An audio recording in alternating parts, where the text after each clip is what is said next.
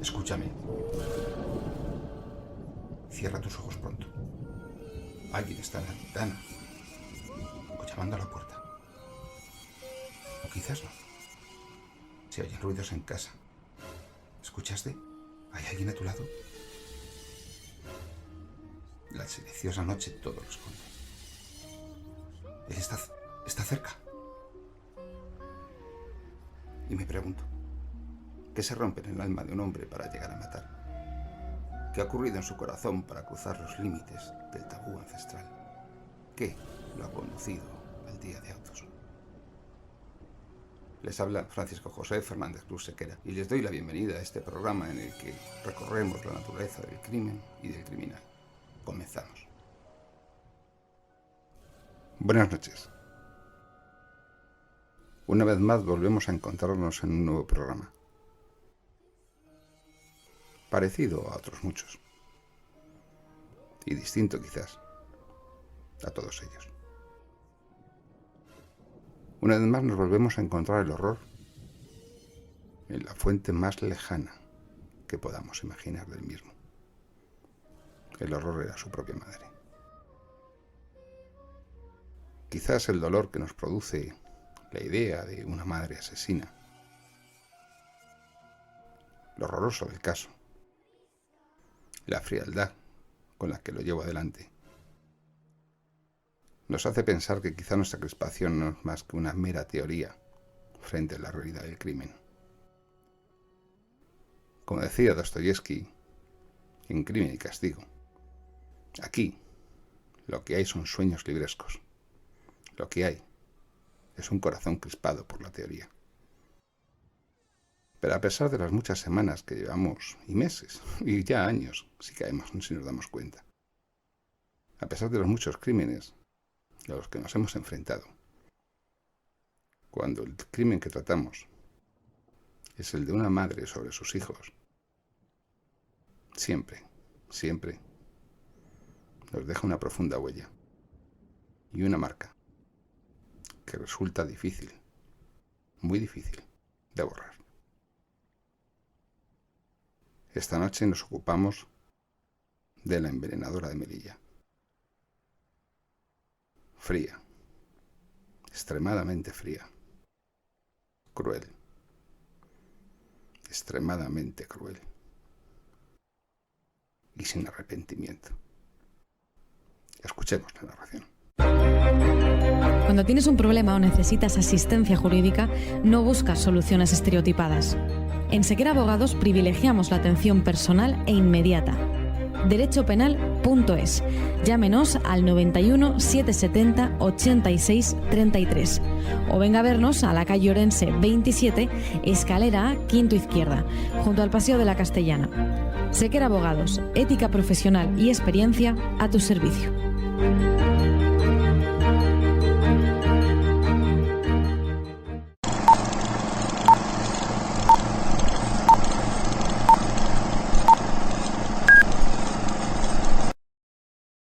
Francisca Ballesteros Maravilla nació en Valencia en 1969. En 1987 contrajo matrimonio con Antonio González, un melillense 7 años mayor que ella, y fijaron su residencia en la ciudad natal del esposo. Allí, el matrimonio tuvo su primera descendencia en 1989, con una niña a la que pusieron de nombre Sandra.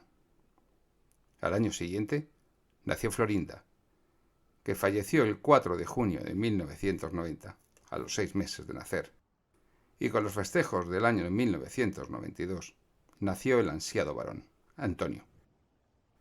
Quienes la conocían la llamaban Paqui, y en opinión de todo el mundo llevaba una vida propia de ama de casa y madre que se dedicaba a cuidar de su familia y esperaba con paciencia que su marido, funcionario de profesión, volviese del trabajo. Pero la sacrificada vida de una madre de familia puede ser aburrida. Y Paquita comenzó a salir al mundo a través de la ventana que es la pantalla de una computadora. Dejó su castizo nombre para adoptar un apelativo o nick que juzgaba más acorde con su personalidad, Fogosa. Así, como la fogosa mujer insatisfecha que se sentía, conoció a varios hombres en distintos chats, mostrándose como la mujer insatisfecha y apasionada que verdaderamente era. Una impostura en la que no encajaba el estar casada y ser madre de 2 hijos, por lo que contaba que era viuda y que sus 2 hijos y su marido habían fallecido en un triste accidente de tráfico. En aquella primavera de 2003, Paquita conoció a 2 hombres que no cubrían sus expectativas, hasta que llegado agosto de 2003, por fin conoció a un tercero, tinerfeño él, con la paciencia y dulzura típica de las gentes de la isla, que en todo le pareció seductor, razón por la que le urgía que el romance dejara de ser virtual para convertirlo en analógico y material. Paquita viajó a la isla de Tenerife en noviembre de 2003, en donde la guardaba su ya novio Cesario, que este era el nombre del enamorado canario.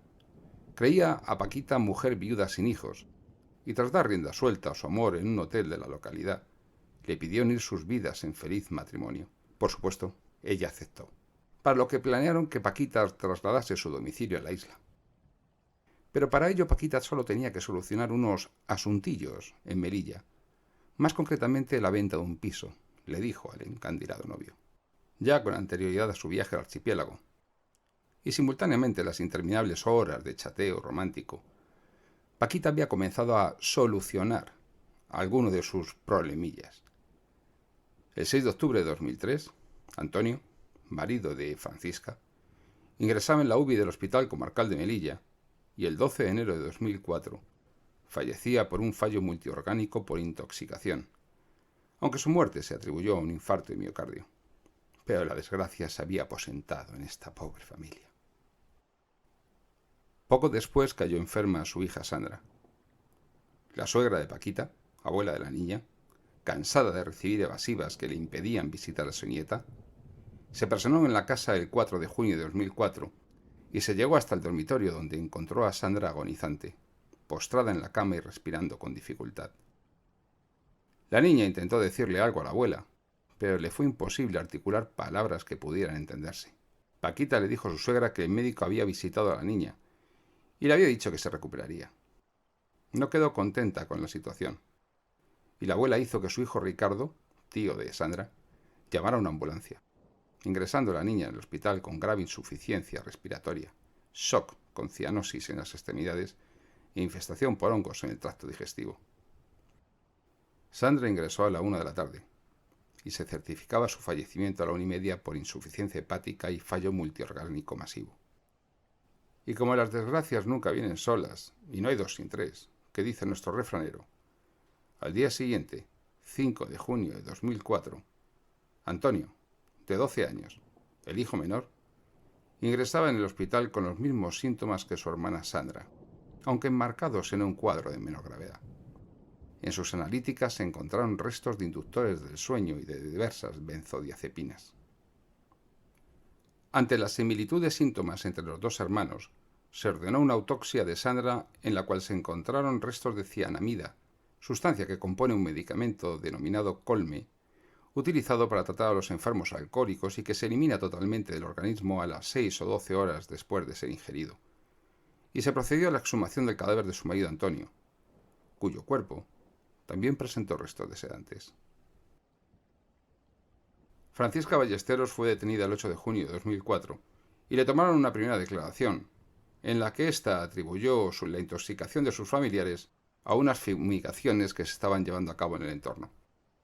Pero la policía, por orden del Juzgado de Instrucción número 5 de Málaga, procedió a la entrada y registro en el domicilio familiar, en donde encontraron el fármaco Colme en una botella de agua que la niña tenía en la mesilla de noche de su habitación cuando fue trasladada al hospital, y también en las habitaciones de los niños había otras botellas con agua y carbimida. En la nueva declaración prestada ese mismo día por Paquita, confesó que le estuvo dando Colme a su marido hasta que falleció, porque bebía y la maltrataba física y, sobre todo, psicológicamente. También dijo haber administrado diariamente a sus hijos colme, pues ya sabía que se había encontrado en el registro, además de zolpidem y otros sedantes, y por lo tanto que iba a ser encausada por ello. Y según la detenida, la excusa que dio fue que se lo daba para que no lloraran y tenerlos tranquilos, y que no sufrieran por la desaparición de su padre. También confesó haber dado muerte a su primera hija, Florinda. El 9 de junio de 2004 pasó a disposición judicial, acordando el juez instructor su ingreso en prisión provisional, por lo que fue conducida a la prisión de Laurín de la Torre, en Málaga. El 21 de septiembre de 2005 comenzó el juicio. Durante la primera sesión, Paquita reconoció haber envenenado a su marido porque era alcohólico, cosa que no le constaba a nadie de su entorno, porque la maltrataba física y psicológicamente, y tampoco le constaba a nadie, y que tenía intención de abandonarla y llevarse a los niños con él, por lo que decidió envenenar a todos los miembros de la familia. También aseguró que, tras matar a su marido, había decidido suicidarse, y por compasión, ya que no quería dejar solos a sus hijos, nadie los habría querido y se habrían quedado muy solos, pues decidió que evitar que sufrieran, porque, dado que padecían también este maltrato, lo mejor era despenarlos. Quiso así dañarles el corazón para que no sufrieran tanto. Igualmente declaró que tanto su marido Antonio como sus dos hijos eran un estorbo para poder empezar una nueva vida con un nuevo amor. La acusada mantuvo una actitud fría a lo largo del juicio, meditando bien sus respuestas, y aseguró que en todo momento había actuado sola y por iniciativa propia, sin que nadie supiera lo que hacía. En la segunda sesión del juicio, testificó desde su lugar de residencia en San Cristóbal de la Laguna de Tenerife el enamorado Cesario. Lo hizo por videoconferencia, declarando que pensaba casarse con Paqui y que desconocía que ésta estuviera casada y tuviera dos hijos, pero que harto de que le diera largas, había terminado por romper la relación. La única anécdota de la que pudo sospechar fue una conversación telefónica que mantuvo con ella en la que escuchó de fondo decir la palabra mamá a un niño. Ella contestó que estaba cuidando al hijo de unos amigos y que la criatura sentía tanto cariño por ella que la trataba como si fuera una madre. La sesión del juicio concluyó con los testimonios de los peritos. Los médicos forenses que realizaron las autopsias afirmaron que solo hallaron restos de colme en muestras orgánicas del cadáver de Sandra, ya que esa sustancia se elimina en un intervalo de entre 6 y 12 horas. Los forenses confirmaron que también encontraron en el cuerpo de Sandra, de su padre y de su hermano Antonio, restos de zolpidem y bromazepam, unos sedantes que causan debilitamiento y que, según el fiscal, fueron suministrados para anular su capacidad de pedir ayuda. Los psiquiatras aseguraron que Paquita, era consciente de lo que hacía cuando echaba medicamentos a la comida y bebida de su familia. Según el informe psiquiátrico que se realizó 3 meses después de su detención, la acusada no padecía trastornos psicóticos ni de personalidad. Tenía pleno uso de sus facultades mentales y autonomía para dirigir su voluntad. A preguntas del fiscal, el autor del informe explicó que la acusada le confesó que había matado a su marido mediante la administración prolongada del medicamento colme porque era un maltratador físico y sobre todo psicológico. Durante las entrevistas con el psiquiatra, Paquita también dijo que administró el fármaco a sus hijos por una motivación compasiva, ya que se querían ir con su padre fallecido. Los médicos manifestaron que tenía un alto nivel intelectual y que disponía de autonomía total para dirigir su voluntad cuando puso los medicamentos en la comida, aunque eventualmente pudiera sufrir algún trastorno moderado, pero no suficiente para anular sus capacidades volitivas, por lo que en todo momento fue consciente de las consecuencias de sus actos. Durante el juicio, se consideró la idea de exhumar los cadáveres del padre y de los 4 hermanos de la acusada, fallecidos también en extrañas condiciones, pero se desechó la idea ante la imposibilidad de encontrar restos de los venenos transcurridos tantos años.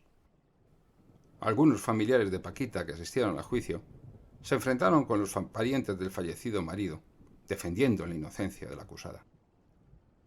Finalmente, la Audiencia Provincial de Málaga dictó sentencia condenándola a una pena de 25 años por un delito de asesinato con alevosía y ensañamiento perpetrado contra su hija Sandra de 15 años, a una pena de 19 años por un delito en grado de tentativa contra su hijo Antonio, que había cumplido 12 años en el momento de los hechos, a una pena de 20 años por el asesinato con alevosía perpetrado contra su marido, y a una pena de 20 años por el mismo delito cometido contra la persona de su hija Florinda, su primogénita, cuando ésta solo contaba con una edad de 6 meses.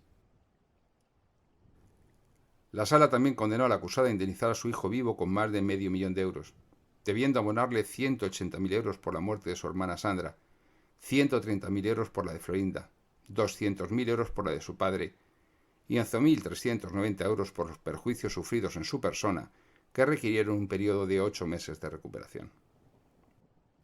El 4 de octubre de 2006, el Tribunal Supremo estudió el recurso presentado por la condenada.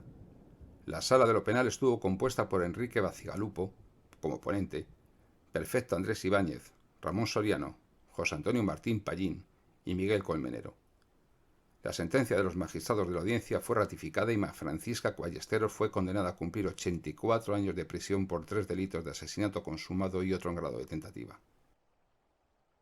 Nunca mostró en el juicio algún tipo de sentimiento de arrepentimiento o culpabilidad por ninguno de los asesinatos.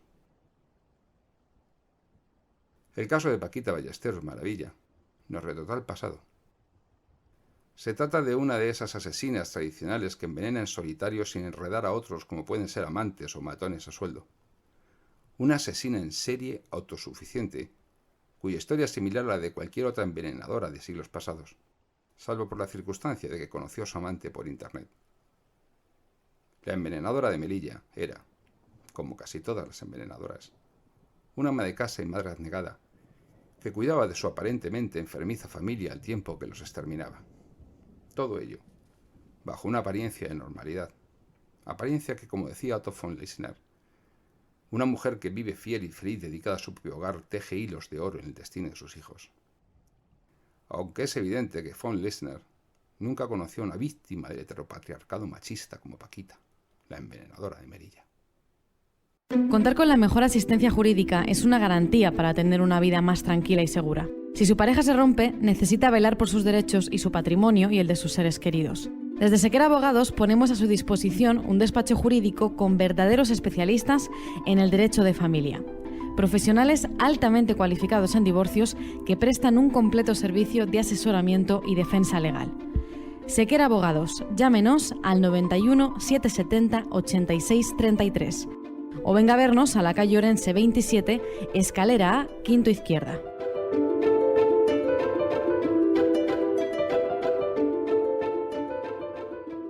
Muy buenas noches, ya estamos de vuelta de la publicidad y un programa más. Nos acompaña la cuadrilla criminal, que no es lo mismo que especialista en crímenes. Luis Pérez, especialista en botiquines y tiritas, técnico en anatomía patológica forense. Buenas noches. Buenas noches, Francisco, ¿qué tal estás? Muy bien, bien hallada. También nos acompaña, como no, nuestro criminólogo motero, don Fernando Martínez García. Buenas noches, Fernando. Buenas noches. Te he visto llegar con una moto pequeña, no te pregunto. Jorge García Vergara, el letrado de cabecera de este ilustre programa. ¿Cómo estás? No es que sea el ilustre letrado, sino que el ilustre es el programa, quede claro. Buenas noches, ya vamos camino de ser organización criminal. Totalmente. Y además con gente que ha venido por aquí que ni te cuento. Sí. Tenemos también a don Marcos López Cerrador, prócer de las letras españolas, eximia figura de la generación de principios del siglo XXI. Hombre de excepcional y vastísima cultura, al que si no presento con todos los ornamentos, predicamentos, etiquetas, certificados y pólizas, no es nadie. Don Marcos, buenas noches. Buenas noches, queridos amigos. Y nos acompaña, como no, a los mandos del cuadro de aviación de colorines que están ahí, nuestro querido, esta promesa del periodismo español del siglo XXII, por lo menos, porque le van a echar de aquí, que es don David Miranda, que también es Álvaro. presentador. Eso, perdón. Sí, don Álvaro Miranda, que también es presentador de Con Dos de Azúcar en Onda Universitaria de 4 a 5 los martes. Y esto ha sido un intento de camuflar su presencia aquí a fin de que su novia definitivamente se reconcilie con él después de haberle dejado a raíz de entrar en el programa. No sé si tendremos éxito o no. Vaya recurso de abogado que te acabas de marcar. ¿El qué? Vaya recurso de abogado que te acabas de marcar. Otra cosa no será, macho, pero tablas. Ya. El caso es que un buen día nos hemos encontrado con un... Porque, vamos a ver, que quede claro, que las mujeres no matan, que no existe la violencia de género, que es que las tienen machacadas y bueno, con fatal de lo suyo, y que por lo tanto todo esto que estamos aquí es una excepción muy excepcional, que consiste en que alguien ha matado con veneno como toda la vida, porque la tradición de las envenenadoras en España es una constante. Liz, venenos. Hoy te hemos pedido más que te esfuerces. Bueno, me alegra. Me alegra saber esto porque siempre ha sido disparos, escopetas, golpes en la cabeza. Así que hoy tenemos un poquito más de chicha. A lo que estamos. Vale, pues envenenamientos tenemos hoy. Un tóxico que del griego significa veneno, ¿vale? Es toda sustancia que en contacto con el organismo y por mecanismos químicos o físico-químicos produce alteraciones fisiológicas, es decir, funcionales, o anatómicas incompatibles con la vida, ¿vale? En general, todo fármaco es potencialmente tóxico y sobre todo por abuso de la dosis, es decir, la sobredosis que conocemos. En cambio, el término veneno debe usarse para sustancias que en cualquier dosis resultan nocivas y mortales también, ¿vale? Se pueden clasificar los tóxicos de muchas maneras, por su origen, por el estado físico, por el órgano diana al que afecta, el mecanismo de acción o la composición química, ¿vale? Desde el punto de vista médico-legal, las intoxicaciones pueden ser de tres tipos: accidentales, suicidas y homicidas. Las accidentales suelen producirse en niños, normalmente. Las suicidas suelen seguir modas, según la época. Y las homicidas, cada vez, por suerte, tenemos menos. Que no me mires, que le hables a la gente, que luego dicen que te interrumpo, Pero... que mires a la alcachofa. Vale. Y esta vez tenemos la cinamida cálcica, ¿vale? Es un principio activo de un medicamento que es utilizado en el tratamiento para la deshabituación de los pacientes alcohólicos crónicos. Se me ha ido ahí un poquito la palabra. ¿Qué don de palabra? Ya sabes, algún sapo de estos que tengo de vez en cuando. Se me ha ido. Vale, ayuda a mantener la abstinencia, ¿vale? Este medicamento.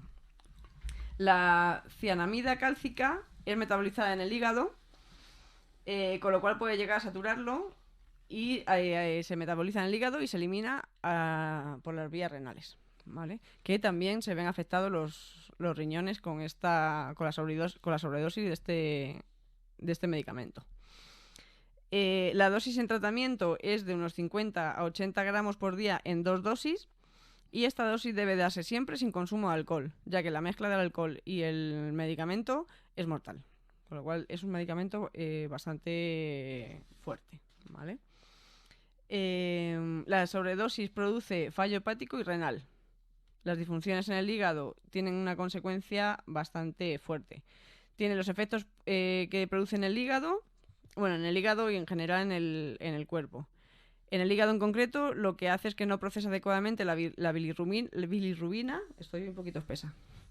Perdona, ¿eso no era una canción de Juan Luis Guerra? Sí, también. Que me sube la bilirrubina. Sí. Luego nos explica lo que es. Vale. ¿Cuántos años, Pero Francisco ya sabes que no es de esta época. Para él es nueva. No os voy a interrumpir. Rosalía no la... os voy a meter de guayas aquí directamente en la antena. O sea, esto, cuando acabe este programa, esto lo vamos a hablar. Sigue.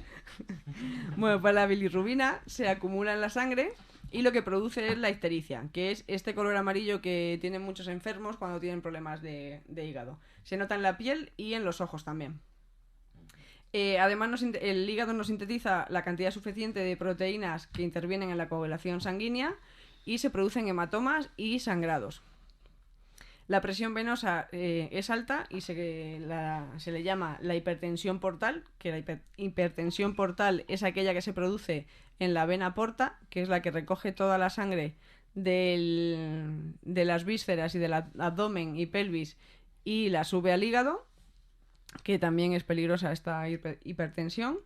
Luego también tenemos que produce ascitis, que es una acumulación de líquido en el abdomen. Y también se produce que no elimina bien, al saturarse el hígado, no se elimina bien los tóxicos, con lo cual produce encefalopatía hepática, ¿vale? Y algo que tiene que ver también con el sangrado, que viene a raíz, el sangrado es posterior, ¿no? Se producen varices esofágicas y varices gástricas, lo que se produce que como el sistema porta, que es este sistema venoso que recoge la sangre de todo el abdomen y la pelvis, está saturado, el cuerpo hace unas variantes de venas accesorias y estas no pasan por el hígado. Y estas pueden producir hemorragias. Luego, los síntomas que tenemos de esta sobredosis son todos los mencionados que hemos dicho ahora mismo. Y además tenemos fatiga, debilidad, náuseas y pérdida de apetito, que es lo que veríamos en las víctimas que tenemos hoy. En la insuficiencia hepática se puede estar sano y en pocos días empeorar el paciente, ya que lo que pasa es que la saturación llega un momento que el hígado ya no va ahí a trancas y barrancas, ¿no? Un poquito, y hasta que llega un momento que ya no puede más el hígado, se satura y es cuando vienen todos los síntomas de golpe. Con lo cual podemos estar en una semana, la semana anterior estar más o menos bien, y en una semana encontrarnos todos estos síntomas e incluso producir la muerte. Va asociado también a una insuficiencia renal, como os he dicho antes, y esto lo que produce es una intoxicación. Al no eliminarse las toxinas, se produce una intoxicación y un fallo multiorgánico, y lo que hace que produce una parada cardiorrespiratoria, que es lo que pone en el informe forense del marido. Y esto es la causa de la muerte del marido. ¿Ya? Sí, ¿te ha gustado? No sé, yo No es te que has enterado de me nada, ¿no? desconecté de esto hace un rato, Ya. porque como estás ahí con audiencia, que ese idilio que tienes con algunos oyentes, Te voy a ir comunicando. pues yo digo, ya es que no hablo ni para mí, ya estoy ahora para No me dejas que te mire tampoco cuando te cuento las cosas, pues nada. No, porque no sé si me vas a echar mal de ojo o algo de eso. No te entiendas tú que lo tengo tan claro. Ahora viene otro que ha pedido como si fuese ahí su oportunidad. Que sabes, que quería decir todo el programa para él. Entonces vamos a dejar a ver qué hace con él, ¿no te parece? Venga, va. Oye, Fernando, venga, empieza a hablar caras que... Tiene mucho que hablar hoy. Que tenía mucho que hablar. Tiene 7 folios coloreados. O sea, la audiencia, un momentito, hacemos un hueco de silencio sepulcral. Vayan al lavabo, vayan por una Coca-Cola al baño y ahora vuelven a la cocina, vuelven y ya siguen escuchando a Fernando. Mira, Jorge, tiene... Rompo una lanza por Fernando porque se lo ha currado, pero bien. Pero Y- tela, y la, ¿eh? y la audiencia lo va a notar. Tiene hasta fotos dedicadas de la envenenadora, ¿eh? A Fernando y demás. Si quieres, Churri, cuando tengas un rato nos vemos, le pone. Venga, Fernando, duro. Bueno, la llamaban la fogosa, pero si la audiencia pudiera ver la foto de la señora, es de comer aparte. Vamos a ver, la verá en el vídeo en YouTube y ni con un digo que no se justifica mucho lo de la fogosa. No, y no son 7, son 12 o 13 folios, pero bueno, voy a resumir y a grosso modo. Este es un caso, lo vamos a estudiar de dos maneras. Lo que se entiende o lo que se debería entender, que es la segunda parte, que es lo que yo entiendo. La primera, esto se puede ver como homicidio o asesinato pasional en la mujer. En las mujeres, los envenenamientos, en un 100% de los casos, en los hombres se da el envenenamiento más o menos en un 5% de los casos de muerte, y en las mujeres, sin embargo, se da un 55% de las muertes, lo provocan las mujeres con el envenenamiento, porque es una manera suave, fácil y cobarde. Lógicamente, es muy típico de las mujeres. ¿Tú quieres que te linchen como a mí las feministas por lo de cobarde? No, Tú sigues no. haciendo mérito. Cobarde No, es no. tampoco, ¿eh? Sí. No, lo que pasa Es que no tiene fuerza física y, lógicamente, al no tener fuerza física... Con lo cual no es cobardía. Sencillamente Bueno, se aprovecha, bueno. es incapacidad física, de superioridad física para poder hacerlo. Claro, pero Entonces, no creo se que buscan sea medios cobardía. más arteros. Hay que mantener una entereza para sostener la determinación en el tiempo de acabar con una vida, poquito a poco, día a día. Sí, pero es que ahí entramos, es que no me habéis dejado Pues terminar. venga, porque te esto es dejamos largo y tendido. terminar, pero que conste que uno de esos... Normalmente las envenenadoras, una de las características típicas es que tienen una frialdad absoluta y no suelen tener ni remordimiento ni culpabilidad, en la mayoría de los casos. Y eso es muy típico de los homicidios y asesinatos de las mujeres. Entonces, seguimos y luego aclaramos lo que sea, porque hay largo y tendido. Dice, en el homicidio y asesinato pasional de la mujer se produce por una solución de un conflicto interpersonal. Este estalla después de un lento proceso en el que la mujer se siente despreciada, marginada, humillada, y es el inicio de sus sentimientos de venganza, manifestados muy lentamente. Son crímenes en los que la mujer espera una circunstancia como que la pareja, por ejemplo, esté dormida, para golpearlo y matarlo, envenenarlo en pequeñas dosis, etcétera. Suele haber un proceso afectivo entre la asesina y la víctima. Como hemos dicho, suele tener una frialdad y falta de remordimientos y culpabilidad. Entonces, aquí, alargando esto, encontramos que durante los 2 últimos años los niños faltaban con mucha frecuencia los dos niños que la niña mayor muere, que es Sandra, y el hermano es el que se libra. Durante 2 años tenían constantes enfermedades. La madre llamaba al colegio diciendo que tenían gastroenteritis. Esta circunstancia, unido al hecho de que en el supuesto asesinato de la segunda hija, se produjo mucho antes de que conociera a los internautas y que fuera la fogosa. Entonces, con esto podríamos descartar la existencia de un único móvil sentimental para matar al marido y a los hijos.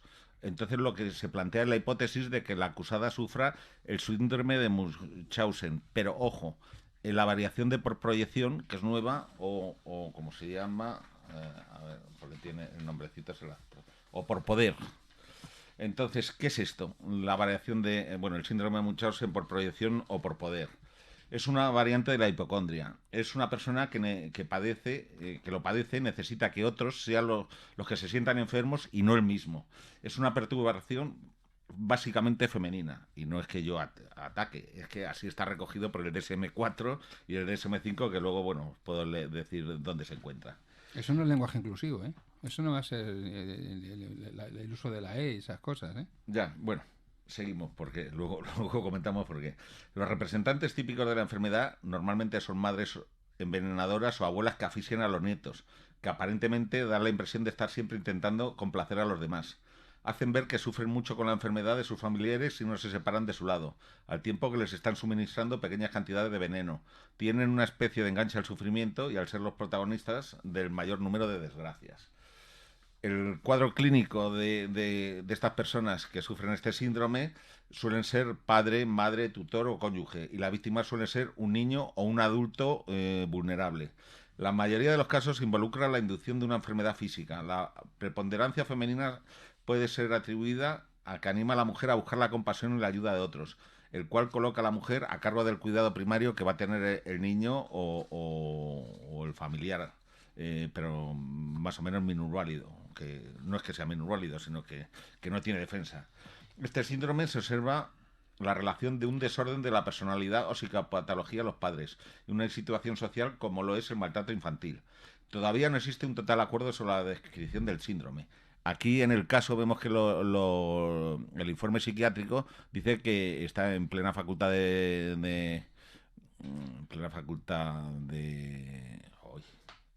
me queda en blanco. Lo que hace la edad. Sí, es verdad. Tienes unos años. Yo te conozco hace años. En plena facultad de lo mental. Resumiendo. Facultades mentales. Sí. En plenitud de sus facultades mentales. Entonces, pero en este caso del síndrome, padece un síndrome psiquiátrico o de desórdenes de la personalidad. Entonces, a ella los informes psiquiátricos no se lo encontraron. Entonces, este caso es discutible. Que ella sabía lo que quería hacer, está claro. Pero bueno, que podría haberse buscado algún tipo de atenuante, no lo tengo claro. Allá no le encontraron nada, pero bueno, ahí queda eso. Otra de las motivaciones del perpetrador es una sensación de carencia de amor y un rechazo a la maternidad, que a ella, aunque era madre, pero bueno, ya había matado a un niño de 5 meses, se supone que había matado a alguno de los padres, a varios de sus hermanos. Y entonces estas madres utilizarían a sus hijos enfermos para crear una relación basada en la mentira.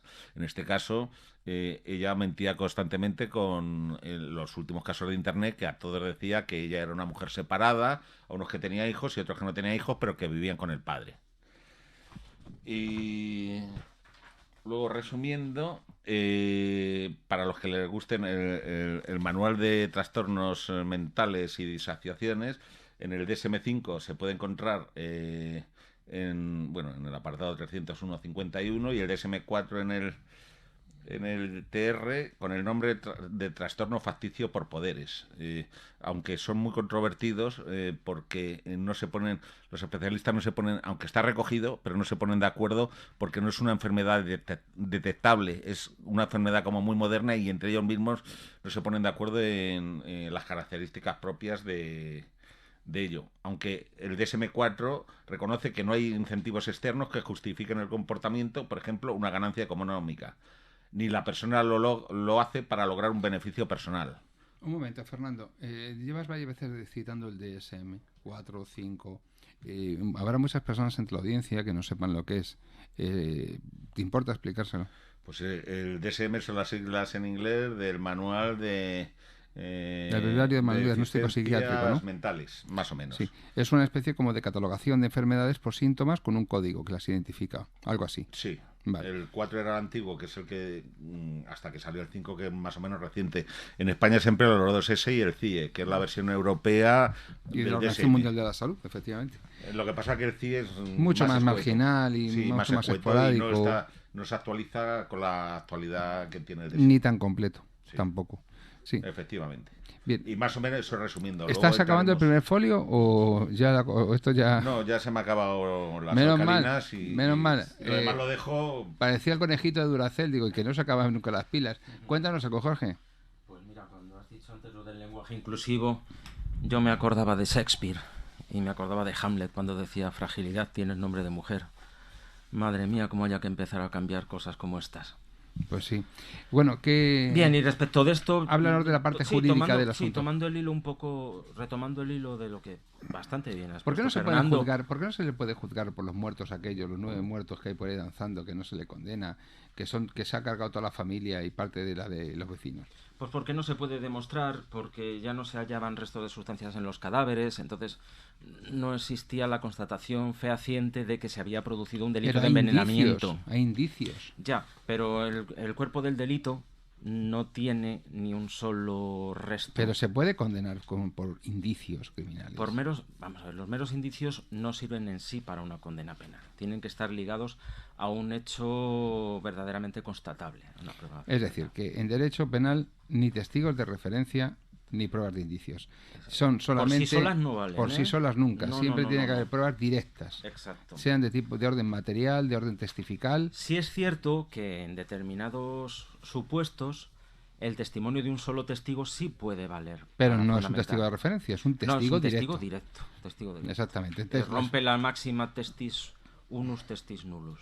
No. Perfecto. Ujú. Bien, y entonces aquí en este caso, obviamente, con los indicios no se pueden apelar a esta buena señora. No. Me explico. Me pregunto con curiosidad si tendrá pareja a día de hoy y tendrá relaciones en el vis a vis ahí en el talego o por el contrario no.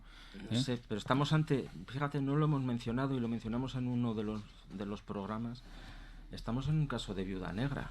Totalmente. Sí, sí, sí. Es uno, además, en el más puro estilo. ¿Os acordáis? Pero esta además consigue su propósito, porque bueno, hasta las cierto otras no se punto, pudieron al demostrar. final se cae. Pero de todas maneras, fijaros que es que la última mujer ejecutada a garrote, la envenenadora de Valencia, es por esto, es por envenenamiento. Y este es, como bien ha dicho Fernando, y más allá de los prejuicios ideológicos, yo diría patológicos mentales de la gente de hoy día, feministas y esta gente, y cuando hablábamos sin prejuicios de estas cosas, sabíamos todos que era toda una dinastía, todo un estilo en la forma de matar, la envenenadora por excelencia. Y lo hemos visto en montones de ocasiones. Hay casos excepcionales, como ocurrió en Olot, en el que el asesino por medio de veneno es un hombre. Pero lo normal y habitualmente, como muy bien ha dicho Fernando, son mujeres. Y en este caso enlaza, fíjate, con una tradición. Hay libros, incluso de crónica negra y de criminología, dedicados a la tradición de envenenamiento por parte de las féminas, ¿no?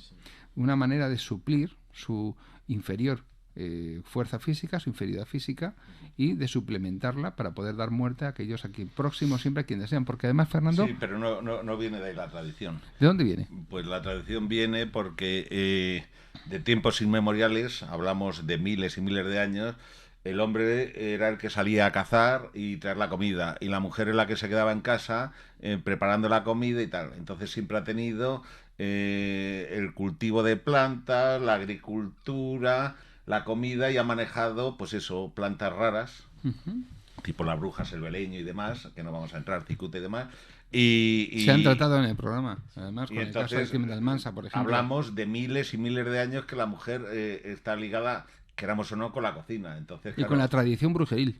Porque aquí estamos hablando que le están metiendo veneno en agua y en comida. Ujú. No se lo están metiendo en base a jeringas o medicaciones extrañas. Estamos hablando de comida y bebida, que es una tradición, lógicamente, de mujeres, pero no porque sean mujeres, sino porque vienen de miles y miles de años. Y sin embargo, tú fíjate, esa tradición sigue viva a las alturas de nuestro tiempo, de nuestra época. Una mujer como esta, que si los oyentes la ven en el vídeo en YouTube, en nuestro canal de YouTube, podrán ver que su atractivo físico no es, por decirlo así, Nulo. muy acusado. Nulo. Muy acusado. Y sin embargo, tiene una capacidad persuasiva, una capacidad de seducción importante y sobre todo, qué curioso, o sea, es decir, incluso el apodo, el nick que ella elige en redes sociales, La Fogosa, no tiene una referencia a ningún tipo de afectividad, sino que tiene referencia solamente a una cosa de orden muy sensual, muy material, como es la sexualidad, que de alguna manera proyecta sobre las relaciones con los hombres, porque ella no hay ni rastro en todo lo que hemos examinado de vinculación afectiva alguna en ninguna dirección, ni lateral con una pareja, ni ascendente con esos protogenitores suyos, ni descendente con su descendencia, sus hijos. Más que una viuda negra, podríamos estar hablando de una mantilla religiosa. Una sociópata total, de alguna manera, ¿no, Fernando? Sí, lo que pasa en lazos afectivos no sabemos en qué grado, porque de los varios amantes contabilizados, que al menos hay 3, uno debía ser muy fogosa realmente, que es el que va a visitar a Canarias, quedan en un hotel y después del hotel, que es un día o una noche, el otro quiere casarse con ella. Entonces, sí, pero no me refería... No, ya, pero el tema sensual es que no te cuadra, tenía que ser pues una diosa. No, pero no me refería al hecho... Una diosa sensual porque... Cuando hablaba de afectividad, no me refería... No, afectividad sí, porque ella justifica, ella se quería casar, lo que pasa es que le va dando a uno de ellos largas. Ahora si me dejas que me tabaza... Pero eso es afectividad, porque si si me se quería dejas- casar, pero va dando largas. Si me dejas que te lo cuente, a ver si ya consigo dirigir el programa. Vamos a ver, cuando hablo de afectividad, no me refiero solamente al aspecto sentimental. Ella no se proyecta de forma afectiva ni con sus ascendientes, ni con sus descendientes, ni con sus parejas, porque reduce la relación hombre-mujer a términos puramente materiales, sensuales, hedonistas, y no existe una verdadera ni una auténtica afectividad. De hecho, el que el tipo se quiera casar a resultar de una noche loca de pasión con La Fogosa pone de manifiesto su incapacidad para establecer vínculos afectivos con nadie, y que cuando suscita en alguien un interés no está basado en una arraigada en un arraigado sentimiento y en la sólida relación que establece con alguien. Ella, si te das cuenta, no tiene sólidas relaciones afectivas con nadie. No es decir, sabemos, estuvo 17 años casada. En esos 17, a lo Podía mejor los estar- 3 o 4 últimos, o los 10 podía haber últimos... estado 35, pero lo que te demuestra es que a lo largo de todo el tiempo, porque la comisión de sus crímenes tiene una extensión temporal amplísima, Pero entonces, ¿por qué no los ha matado antes al marido? por cuestión de necesidad y oportunidad, pero no porque tenga una vinculación afectiva. Ella tiene una visión instrumental de cuantas personas le rodean. Si algo existe en ella es la cosificación del individuo, la alienación total. No concibe ni percibe a nadie como un fin en sí mismo, sino como un medio de su propia realización.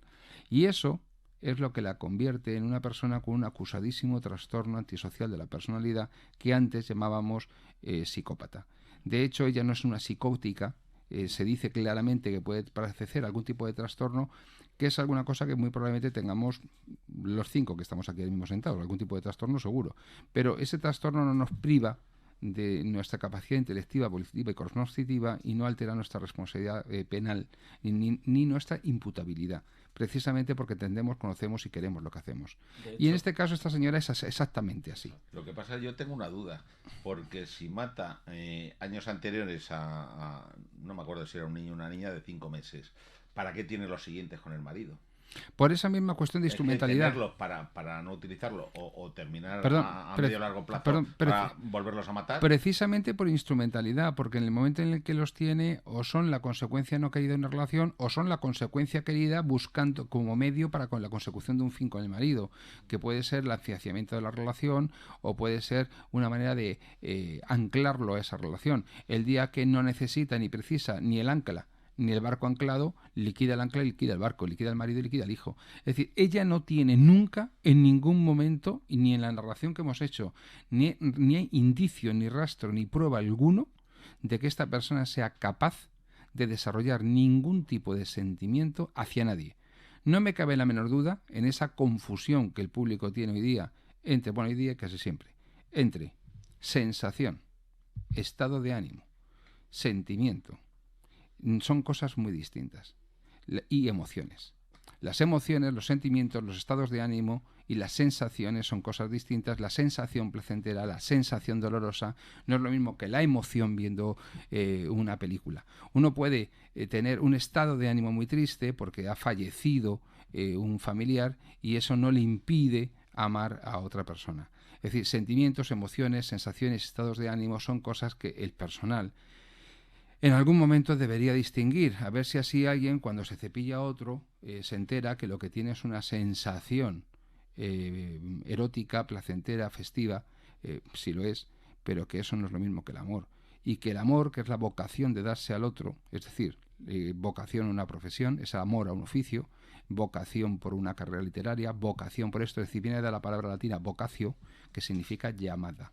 Uno se siente llamado a, y luego consciente o no consciente en esa llamada que le nace a uno. Uno se siente llamado a amar a alguien y amar no consiste en apropiarse de otro para convertirlo en un medio de su propia realización personal, porque eso es justo la antítesis del amor. Eso es el egoísmo más absoluto, al convertir a una persona en medio y no fin. Paradigma de la psicopatía. Y paradigma del 80% de los matrimonios que conozco y que pasan por el despacho y divorciamos. Sino que el amor es precisamente justo el extremo opuesto. El elegir a alguien a quien te sientes llamado a darte, consentir en hacerlo haciendo renuncia de uno mismo, haciendo donación de uno mismo, y fijaros la palabra, sin límite y sin medida, hasta tal punto que no sabes dónde terminas tú y comienza el otro, formando una unidad de destino, como dijo uno que yo me acuerdo, en lo universal. Y esa unidad de destino universal es algo que define la irrevocabilidad absoluta de un fin. Nadie que llegue a ese punto con otro es revocable. O esta es mi opinión. En este caso, no porque Marcos no ha hablado de Rousseau, y si Marcos no habla de Rousseau, este programa no está completo. Entonces, no nos olvidemos que en este caso estas personas, si algo tiene como psicópatas, la absoluta atrofia de su capacidad para amar. Marcos, ¿me decías algo de Rousseau? No. Vamos, yo no pierdo oportunidad de execrar a semejante personaje, ¿no? O sea, les recomiendo a todos nuestros escuchantes, ¿vamos?, que profundicen en él y vean que la clase de ser rechazable. No, lo que nos encontramos con Paquita Ballesteros, además Paquita Ballesteros Maravilla, se llama por segundo apellido, lo que nos encontramos aquí es con un personaje que nos retrotrae al pasado, O sea, es el modelo típico de la envenenadora de cualquier época de la historia. Una asesina en serie que se nos muestra autosuficiente, ¿estamos?, fría. Yo estoy de acuerdo en que el envenenamiento es una forma de asesinato, probablemente la forma de asesinato más cobarde que existe, pero lo es cobarde objetivamente, porque subjetivamente requiere como ya he dicho anteriormente en una anterior ocasión, requiere de una entereza emocional, de una constancia y de una frialdad que solamente puede sostenerla una mujer, que tiene una entereza emocional muy superior a la del hombre. Por eso hay pocos hombres envenenadores. Los hombres no son capaces de mantener esa voluntad criminal a lo largo del tiempo y sobre una persona que les resulta cercana. ¿Ya? Pues muchísimas gracias. Has estado brillante, breve, pero intenso. He estado normal, como siempre. Sí, como me siempre. molesta incluso que lo pongas de manifiesto porque parece que he hecho algo excepcional. No, yo soy así. Tú eres yo así. Cada vez que intervengo estoy a este nivel. Sí, por cierto, Marcos, ¿consideras que esta persona era una psicópata? Sí, lo era. Del todo. Bien, Del todo, en tanto, a ver si me entienden, en cuanto que un psicópata es aquel que es incapaz de empatizar con el otro, ponerse en el lugar del otro o hacerse cargo del daño que puede sufrir otro o lo que sufra otro. Y cuidado, siempre distingue el bien del mal. Perfectamente, Sí, pero le son indiferentes y eso es fundamental porque yo al principio con Liz me confundía cuando empecé a tratar, luego me di cuenta que no era psicópata, pero como me trataba igual que si fuera un difunto, ya yo me prestaba a confusión. Ahora ya no, y por eso yo esta noche la voy a despedir con mucho cariño, no sin que antes me recuerde que tiene un libro que se llama Matar una puta sale gratis. Matar a una puta sale gratis. El título sé que sí fue idea tuya y te lo has pasado muy bien escribiéndolo porque has estado tú ahí puesta en la Dice arena. que está muy feo. ¿Cómo? Que mi madre dice que está muy feo. ¿El título? Sí. Ha habido comentarios sobre el particular, sí, los ha habido. Coautora Tatiana Ballesteros en el tinglao. A pedir en Editorial EAS o en el diadeautos@gmail.com y si no en Amazon, Casa del Libro. Por cierto, el 31 de enero se hará la presentación de este y de los otros libros en la Casa del Libro de Goya en Madrid a las 7 de la tarde. Ya lo seguiremos diciendo. También se ha publicado otro libro que se llama Crímenes de Cine, que ha sido escrito por el eximio ilustre don Marcos López Herrador y mi humilde persona. Yo ponía los números de las páginas y aprovecho para decirle adiós, Marcos. Digan ustedes que no, que yo soy ahora mismo incapaz de saber qué he escrito yo y qué he escrito vale, él. pero Marcos, no ha quedado un libro magnífico, muy recomendable. Solo que son 12 pelis interesantes. Vete, adiós. Adiós. Hasta el próximo programa. Jorge García Vergara, muchísimas gracias por venir. Te agradezco mucho que estés aquí. Eres mi amigo. Adiós, vete. Se nos acaba el tiempo, nos están echando. Gracias por venir. Don Fernando Martínez García, criminólogo motero, como siempre es un hacha, te lo curras que de narices me discutes y cualquier día te metes un botellazo, menos mal que es de plástico. Pero bueno, lo llevamos bien. Gracias por venir, eres una fiera, macho. Muchas gracias, seguimos nerviosos, tenemos lagunas mentales, pero claro, es cosas de la edad. ¿Qué vamos a hacerle? Lo que hay. También hemos escrito y les dieron garrote. 6 casos criminales que acabaron en la pena de muerte. Algunos de ellos fusilados. Y siempre interesante, siempre curioso, siempre tétrico. Y por supuesto, no me extiendo más en la despedida, que Jorge me empieza a mirar mal. Saben que tienen una teclita en iVoox azul que supone 2,95 al mes, que nos permite pagar el tinglao este. Yo les agradecería mucho que contribuyeran porque en este momento hemos alcanzado la exorbitante cifra de 14 euros y la cosa no va muy disparada. Entonces, oiga, vamos a ver que esto no les cuesta nada, por lo menos compensan de alguna manera el gasto, ¿no? Se lo vamos a agradecer. Nada más, saben que nos pueden seguir en Facebook, en Twitter, en Instagram, que seguimos contando todas estas historias y que en breve estaremos con un nuevo programa y que presentaremos los libros en la Casa del Libro de Goya el próximo día 31 de enero de 2019 a las 7 de la tarde. Les esperaremos allí a todos ustedes. Muchas gracias por seguirnos y por escucharnos y como siempre les habló su amigo Francisco José Fernández Cruz Sequera. Buenas noches.